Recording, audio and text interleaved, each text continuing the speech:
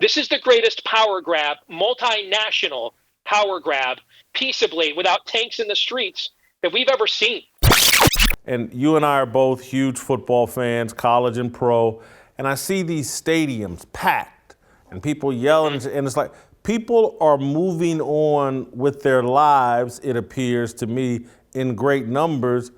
But it also seems like the Biden administration and the left are moving on with their determination to have these mandates and to have two separate classes of citizens here in America, the vaccinated and the unvaccinated. Who wins this battle in your view? Are we gonna have vaccine mandates? Or are enough people gonna be like, man, I've had it, we're going on with life, and I may get struck by lightning, I may get hit by a car, I may get hit by a drunk driver, I may get hit by COVID, but I gotta keep on living. Who wins this battle?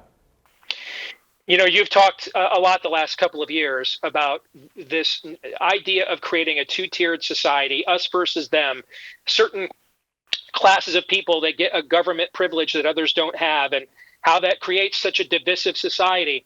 And what this has done what COVID presents for the spirit of the age, not everybody's black, not everybody's gay, not everybody's a woman, not everybody's Hispanic, but everybody cares about their health. And this has created an opportunity for them within the spirit of the age there to use an issue to create the ultimate apartheid system, to create the ultimate two-tiered system. The reality is that if you're black or Hispanic and voted for Joe Biden, there is statistically a much higher likelihood that you are unvaccinated than if you go to church every week and you're white and you voted for Donald Trump. That's just the facts of the demographics. And yet the way this tension is constantly framed is these are all just Trump voters, because they're dying, literally dying, in order to create this sort of two-tiered apartheid system. This is the greatest power grab, multinational power grab, peaceably, without tanks in the streets, that we've ever seen in the history of Western civilization.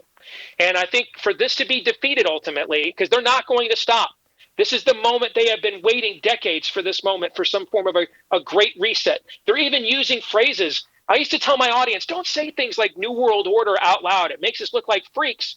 These guys on the left, they just say this stuff out loud now, okay?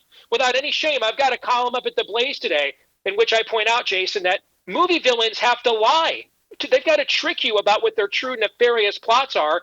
Nowadays, these bargain bastages just say it out loud and so they call their shot like Babe Ruth in the 32 series, man. Yeah, man, we're masking your kids for EVs, choking them out, and we're injecting them at 6 years old to go to school in California. How do you like them apples? They just say it out loud. I mean, and so this is going to be a battle of political will, brother. Ultimately, we're not a nation of laws, and we never have been. We are a nation of political will, and we always will be. Whoever has the stronger will here to prevail, meaning that within the Christian worldview, this is why there's virtue in suffering.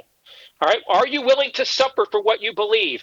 The civil rights movement suffered in full view of cameras all over middle America under high pressure water hoses in the 60s, and forced people living in places like Ohio and Illinois that didn't care about the segregated Jim Crow South and forced them to come to grips with it, forced them to say, you know what, I'm going to call my congressman, make that stop. I don't want to watch that over the TV dinners with my kids anymore. They understood that suffering actually forces change. The apostles did this. This is how the early church basically conquered the Roman Empire. See, the other side is willing to suffer for what it believes in, and it's really willing to make you and I suffer for what it believes in.